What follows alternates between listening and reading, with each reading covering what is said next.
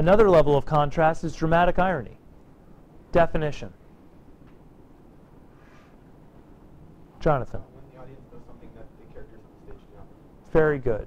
When the audience knows something and the characters on the stage do not know. How do you find it? It's pretty easy to find.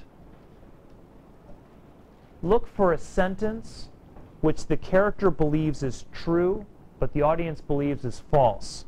That means it can't be a question, because questions have no truth value. They are neither true nor false. But statements have a truth value. So if I say the sky is blue, that statement is either true or false. If I say what color is the sky, that's a question. It's neither true nor false. So you look for statements that the character believes to be true, but the audience knows to be false. Can you see one in what I've got on the board right there? Yes? That the prophetic oracles are worthless. That's right.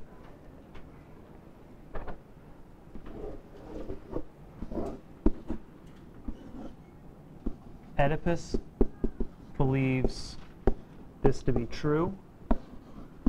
We know it is false. There's your contrast. Knowledge and ignorance. Truth and falsehood. Oedipus Rex is a series of oppositions, of contrasts between forces. And ultimately, as we explored on Wednesday, since it is a play presented at a religious festival, it is ultimately a contrast between the powers of men and the powers of gods. And if you're not comfortable with discussing Greek deities, think about it as a contrast between human abilities and human power and that which is outside of human power. So think the Iliad. Well, you're laughing. Think death. Something that is totally outside your power. Forces of nature, forces of physics. These necessary relationships, these powers within the universe are totally outside of your control. You can only bend to them. You can only look upon them humbly. You cannot look upon them arrogantly. And that's Oedipus' problem, right? So you can choose the way you die. Yes, you can make certain choices. You can choose the way you die. You're correct. But you can't alter the fact that you will die. What Oedipus believes is that he can alter his fate. He can alter what has been written for him. And when Sophocles says, no, you can't, you must simply understand it and be humble toward it, that's all well and good. None of us is dealing with a situation where we have killed our fathers and married our mothers. I hope. Chloe. No confession time. None of us, I hope, intends to gouge his or her own eyes out. None of us is facing this particular situation. It's extreme. It's exaggerated. None of us have been cursed by Apollo. But all of us have to concern ourselves with what is in our control and what is outside of our control.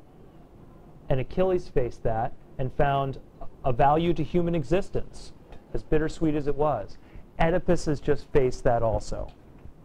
And how is it carried through? Contrast. The very style of Sophocles' playing, or play-telling, is contrast. Oppositions. Yes? Okay, so I know you really can't explain what the gods do, but when they cursed him in the beginning, was it just because, or did they somehow know that he was going to be arrogant? Oh, why did Apollo do what he did? Yeah. Apollo's got a grudge against the house of Cadmus. There was an ancient mistake made by Cadmus, the progenitor of this line way back when, in which he killed a snake-like beast, possibly a snake, possibly a dragon-like beast, it's unclear, that was cherished by Apollo. So he basically killed Apollo's pet snake. And so Apollo's got a grudge against the entire house of Cadmus, and that includes Laius and his kids. Yeah, don't kill the pets of the gods. You guys read the Odyssey, right? Remember the cattle of the sun god? Yeah. Don't eat the cattle, right? Don't eat those cows over there. You're starving, but don't eat those cows, you know? People freak out, right? That's right. I'm sorry? Can we just ask Helios nicely? He Yeah. Please, please. No, we can't work out that way. Okay, we've talked enough. We've gone on for a while, and we have to actually get to today's activity.